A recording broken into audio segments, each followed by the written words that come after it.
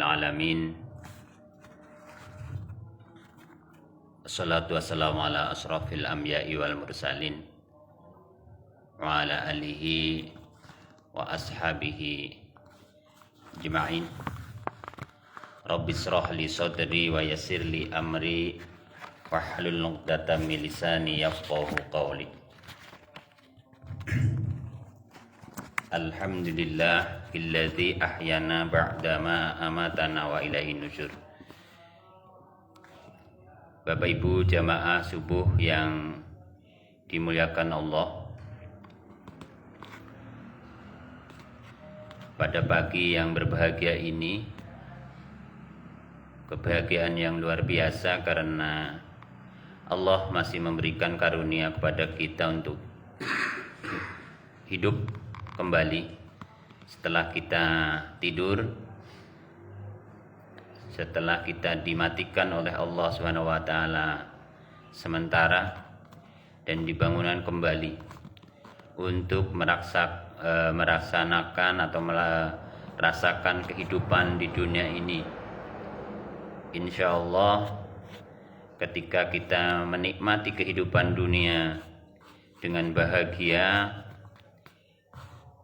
tentu didasarkan dengan apa yang telah diperintahkan oleh Allah SWT di dalam Quran dan diikuti dengan sunnah-sunnah Nabi besar Muhammad SAW. Salawat dan salam kita curahkan kepada junjungan kita Nabi besar Muhammad SAW.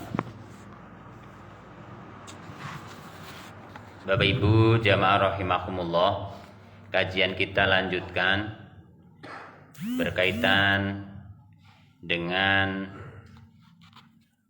berdoa atau zikir dan doa yang insya Allah dalil-dalil yang kita pakai adalah buku yang diterbitkan oleh Majelis Tarjih Pimpinan Pusat Muhammadiyah, hasil dari Majelis Tarjih ya, dari himpunan Majelis Tarjih Muhammadiyah. Sambil rileks kita di subuh hari Minggu ini, sambil kita bersama-sama mengingat kembali ya, kalau kita pernah belajar kita mengingat kembali, kalau memang belum ya sambil kita bersama-sama belajar. Karena sesungguhnya belajar itu unlimited, tidak terbatas usianya.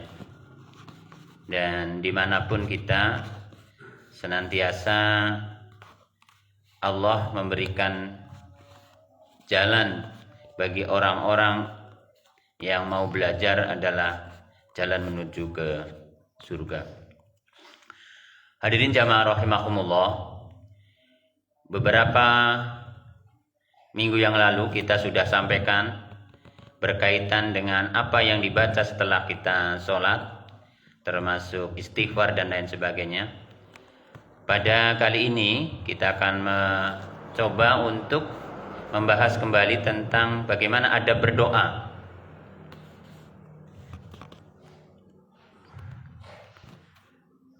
Bagaimana agar doa kita dikabulkan oleh Allah SWT, tentu ada adab-adabnya. Di antaranya ya, adab berdoa itu jadi di antaranya berarti masih banyak jadinya.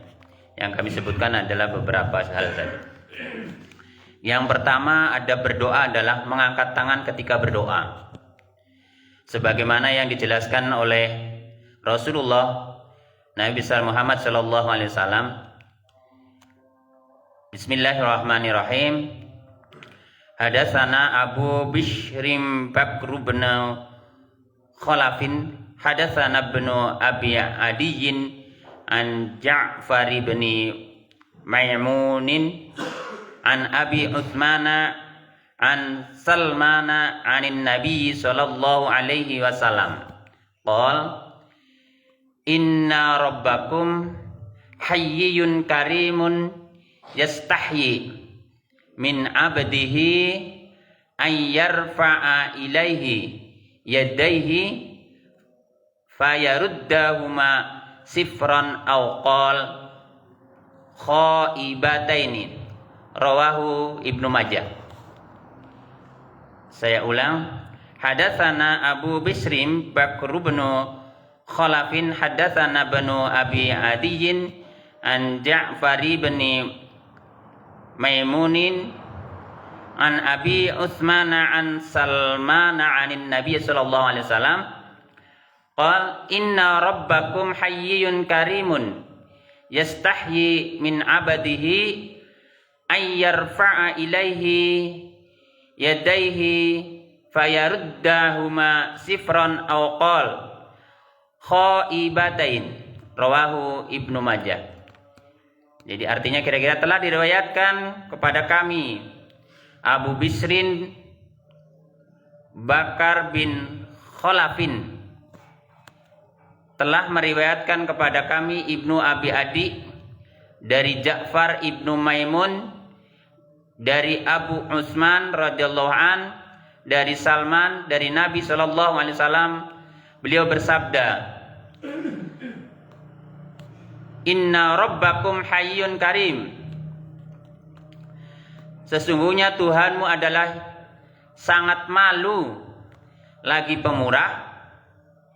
Dia merasa malu kepada hambanya yang mengadahkan kedua tangannya kepadanya, kemudian ditolaknya sama sekali atau sia-sia. Ya, di hadis ini menjelaskan Allah atau Tuhan atau Allah Subhanahu wa taala itu malu jika ada yang berdoa mengangkatkan tangan kepada Allah Subhanahu wa taala yang misalnya tidak terkabulkan. Jadi adab kita ketika berdoa adalah mengangkat tangan. Nah, persoalannya kemudian nanti pertanyaannya adalah seberapa kita mengangkat tangannya. Ya. Ada hadis yang lain mungkin dijelaskan bahwa mengangkat tangan ya tidak usah tinggi-tinggi mengangkat tangannya. Tapi ada juga yang mengatakan ketika Nabi berdoa pada saat istisqa itu sampai kelihatan ketiaknya. Tapi khusus kalau misalnya dipakai untuk dalil khusus untuk istisqa. Itu yang pertama, bahwa kita berdoa kepada Allah itu adabnya adalah mengangkat tangan. Yang kedua, memulai berdoa dengan memuji Allah dan bersolawat atas Nabi Muhammad SAW, sebagaimana hadis berikut ini.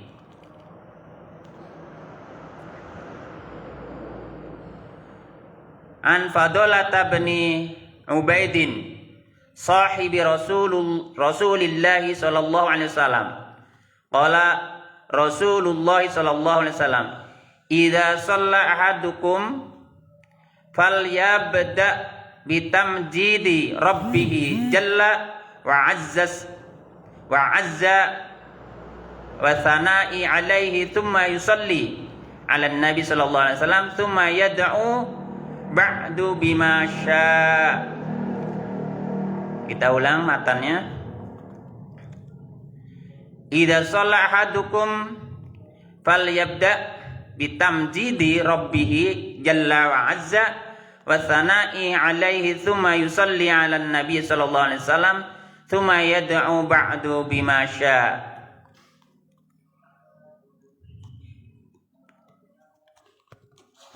Diriwayatkan hadis dari Ashabus Sunan dan lafaz ini adalah lafaz Abu Daud. Catatan kakinya adalah Abu Daud, Sunan Ibnu Majah, hadis yang ke-1345, hadis nomor 1481 dari bab doa min kitabis sholat, yang artinya bahwa diriwayatkan dari Hudalah bin Ubaid, sahabat Rasulullah sallallahu alaihi wasallam bersabda, apabila seseorang di antara kalian berdoa, hendaklah ia memulai dengan mengagungkan dan memuji Tuhan, ya, dengan alhamdulillah yang maha perkasa, kemudian bersolawat untuk Nabi Muhammad SAW, kemudian setelah itu berdoa dengan doa yang kita inginkan, yang dikehendaki. Jadi yang pertama tadi ada berdoa adalah kita mengangkat tangan, kemudian yang kedua adalah mengucapkan alhamdulillah dan sholawat, mengucapkan puji-pujian kepada Allah. Yang ketiga ada berdoa adalah berdoa dengan tadarru. Tadarru itu menderahkan diri dan bersuara perlahan, sebagaimana Allah jelaskan, ud'u rabbakum tadarru'an wa khufyah innahu la yuhibbul mu'tadin. Berdoalah kepada Tuhanmu dengan berendah diri dan suara yang lembut. Sesungguhnya innahu la yuhibbul mu'tadin. Sesungguhnya Allah tidak menyukai orang-orang yang melampaui batas. Boleh dicek di dalam Quran surat Al-A'raf surat yang ke-7 ayat 55. Jadi adab yang ketiga ketika kita berdoa kepada Allah Subhanahu wa taala adalah tadarru. Merendahkan diri, berlahan suaranya, tidak usah kita berlebihan. Ketika kita memang bersuara tapi tidak usah berlebihan. Ketika berlebihan, karena Allah Subhanahu wa taala innahu la yuhibbul mu'tadin. Allah tidak menyukai orang-orang yang keterlaluan atau melampaui batas. Adab yang keempat, di antara adab itu adalah menutup doa dengan hamdalah. Jadi menutup doanya adalah dengan hamdalah. Sebagaimana Allah berfirman dalam surat Yunus, da'wahum, a'udzubillahi minasyaitonir rajim, da'wahum fiha subhanallahumma wa tahiyyatuhum fiha salam wa akhiru da'wahum anil hamdulillahi rabbil alamin. Doa mereka di dalamnya ialah subhanaka Allahumma, dan salam penghormatan mereka ialah salam, dan penutup doa mereka adalah alhamdulillahi rabbil alamin. Segala puji bagi Allah Tuhan semesta alam. Itu di antara, banyak di buku-buku yang lain banyak sekali menyebutkan adab-adab berdoa. Di antara yang kita sampaikan setidaknya ada 4 dalil yang berkaitan dengan adab berdoa. Yang pertama tadi adalah dengan mengangkat tangan. Yang kedua adalah dimulai dengan puji-pujian kepada Allah atau alhamdulillah, kemudian diikuti dengan sholawat Nabi. Jadi sholawat Nabi itu terserah aja ya. Kalau sholawat Nabi yang maksud ya sholawat Nabi yang ketika kita baca di dalam tasahud, dari bacaan di dalam sholawat ketika kita sholat. Boleh juga dengan sholawat yang lain. Boleh juga sholawat yang panjang, sholawat yang pendek. Ya. Yang penting di situ dianjurkan adalah dengan sholawat. Yang setidaknya ya Allahumma sholli ala Muhammad wa ala ali Muhammad. Setidaknya adalah itu. Yang ketiga adalah sikap kita ketika berdoa adalah merendahkan diri dan suara dengan perlahan.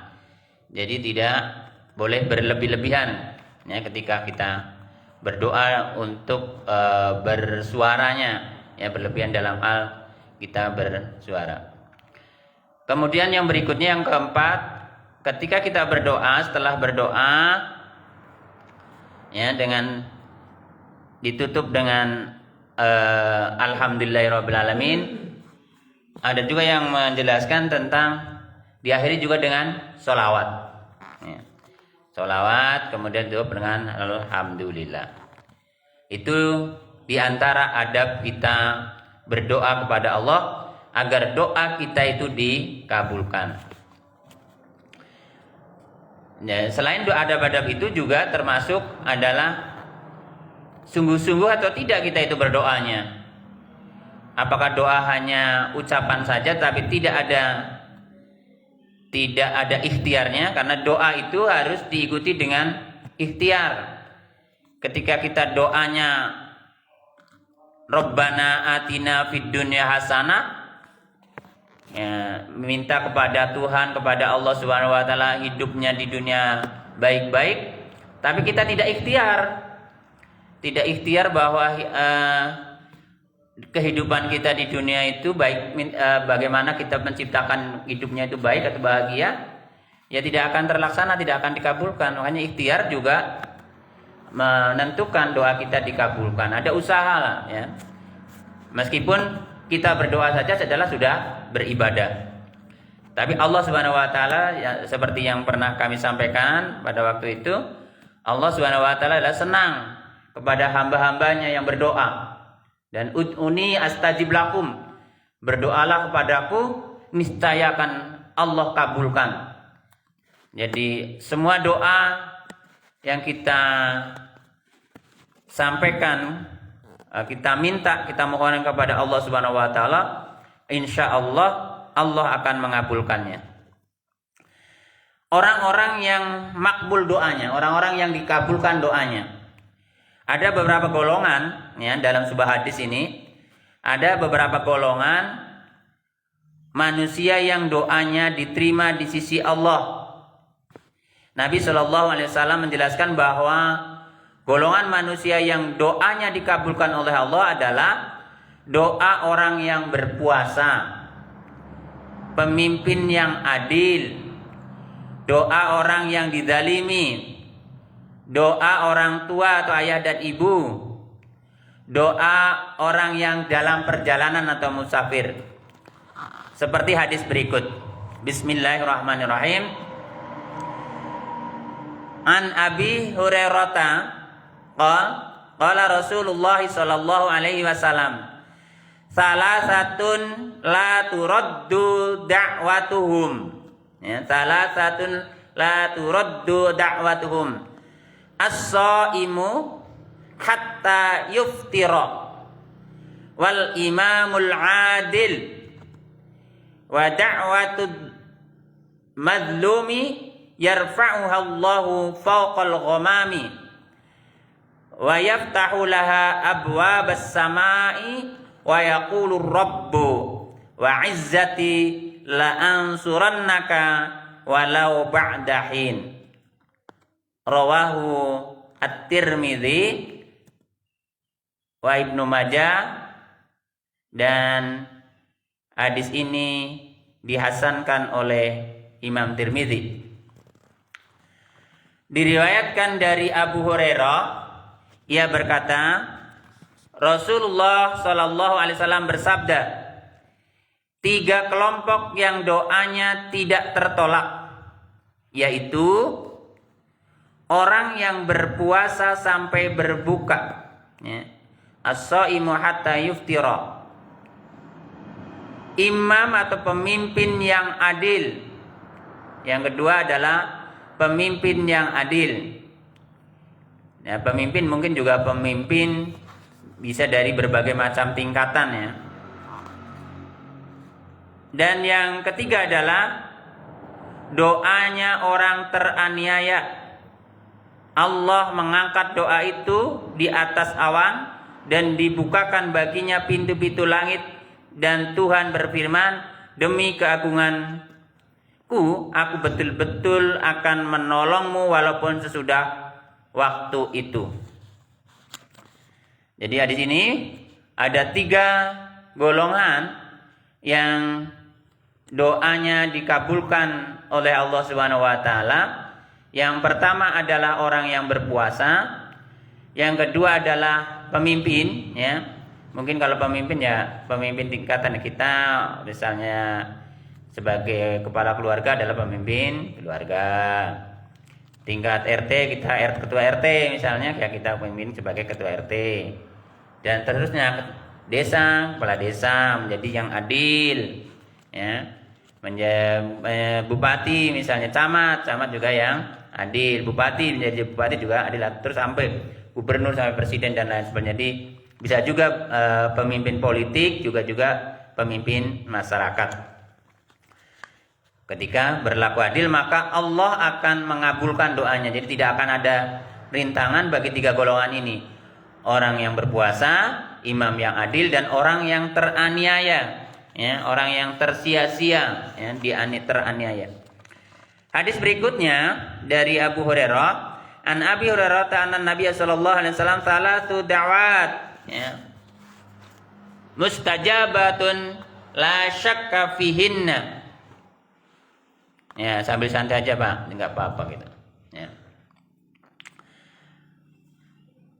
Da'watul balidi wa da'watul musafiri wa da'watul madlumi. Nah, kita ulang ya, matan hadisnya. Salatu da'watin mustajabatun la syakka fihinna. Da'watul walidi wa da'watul musafiri wa da'watul madlum. Ya. Rawahu Abu Daud, diriwayatkan dari Abu Daud, dan lafadznya Abu Daud, At-Tirmidzi, Ibnu Majah, dan Ahmad, berarti diriwayatkan oleh banyak imam hadisnya. Dari Abu Hurairah bahwa Nabi SAW bersabda, 3 doa yang tidak diragukan pasti diterima oleh Allah Subhanahu wa taala atau mustajab, ya. La syakka, tidak ada keraguan, ya, bahwa itu akan pasti diterima atau dikabulkan Allah, yaitu doa orang tua. Jadi doa orang tua kepada anaknya. Makanya orang tua itu selalu mendoakan anaknya di setiap saat, maka doa itu akan dikabulkan oleh Allah Subhanahu wa taala. Ya, kalau kita sebenarnya orang tua ada mungkin definisi orang tua biologis dan orang tua yang sosial. Misalnya orang tua non biologis. Misalnya saya sebagai guru, berarti kita juga sebagai orang tua di sekolah, maka kita juga mendoakan anak-anak kita, siswa-siswa kita, biar mereka juga berhasil dalam hidupnya. Mereka berubah dengan dewasa baik-baik saja, dan apa yang sesuai dengan apa yang dicita-citakan. Itu adalah tanggung jawab kita juga sebagai orang tua, ya, tapi orang tua profesi, atau bisa dikatakan begitu. Yang kedua adalah doa orang musafir. Makanya orang yang sedang perjalanan, misalnya kita berangkat haji, pas dalam perjalanan, atau pas kita mau jemput anak kita ke Banjarmasin, ke Samarinda, kita mungkin ke Sulawesi, kita mendoakan kepada yang kita tinggalkan, atau berdoa kepada orang lain, doa kepada orang tua kita. Insya Allah doa itu adalah dikabulkan oleh Allah Subhanahu wa taala. Dan doa orang yang teraniaya, tadi sudah kita jelaskan bahwa doa orang teraniaya itu Allah akan kabulkan.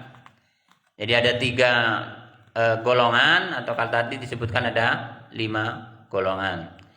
Jadi orang yang berpuasa, orang imam atau pimpinan yang adil, orang yang teraniaya, orang yang dalam perjalanan, dan 2 doa orang tua kepada anak-anaknya. Bagaimana cara Allah mengabulkan doa kita? Ud'uni astajib lakum. Berdoalah kalian kepadaku, niscaya Allah kabulkan. Ya. Boleh dicek ayatnya di dalam Al-Mu'min ayat 60. Adapun yang diperlukan, cara Allah mengabulkan doa manusia atau orang adalah yang pertama, doanya segera dikabulkan. Jadi bisa disegerakan dikabulkan, atau beberapa waktu kemudian, atau juga ditabung untuk akhirat, atau juga dijauhkan dari keburukan yang sebanding dengan doanya.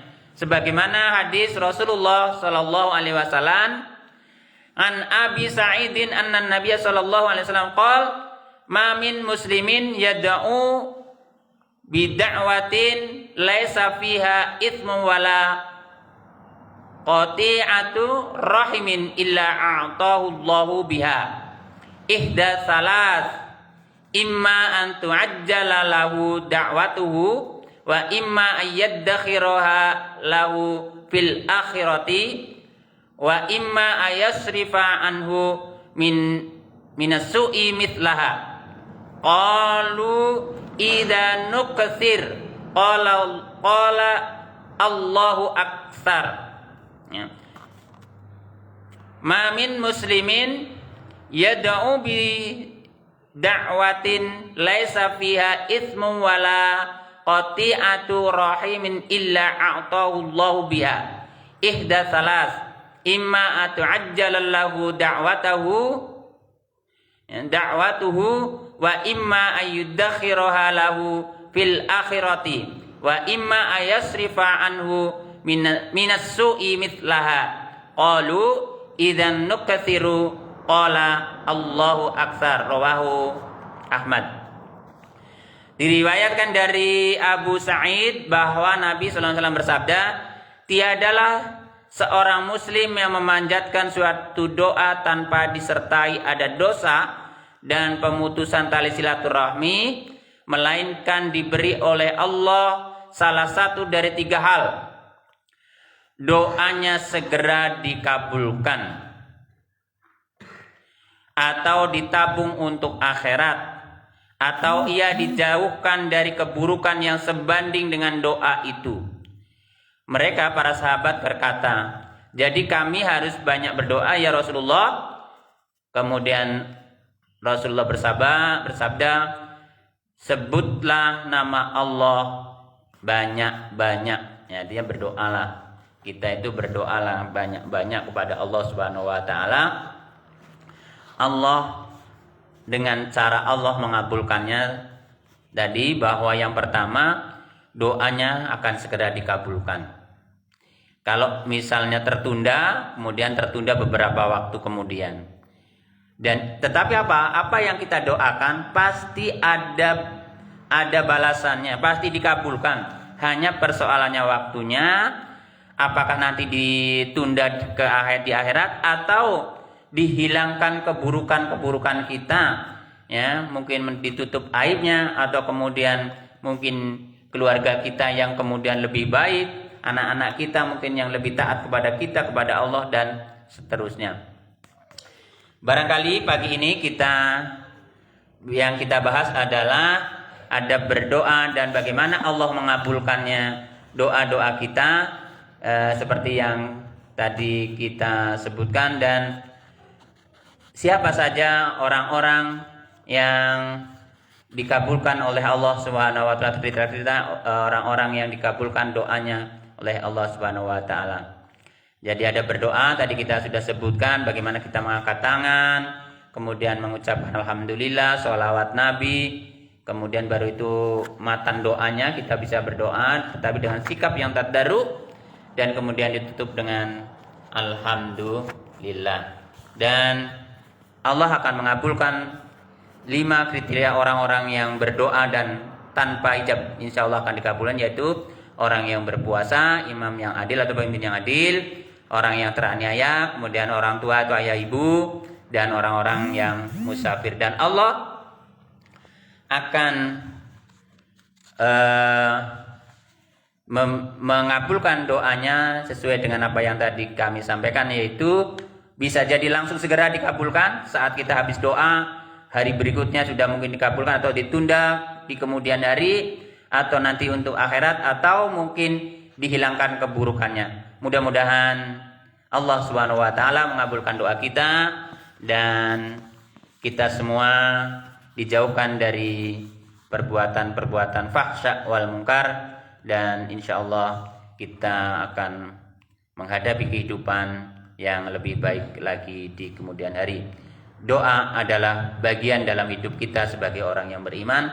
Oleh karena itu kita usahakan ketika kita setelah sholat kita berdoa kepada Allah Subhanahu wa taala. Meskipun dalam sholat juga isinya adalah sudah luar biasa penuh sekali doa-doa yang ada di dalam sholat kita, kalau kita bisa memaknai sholat yang kita baca itu.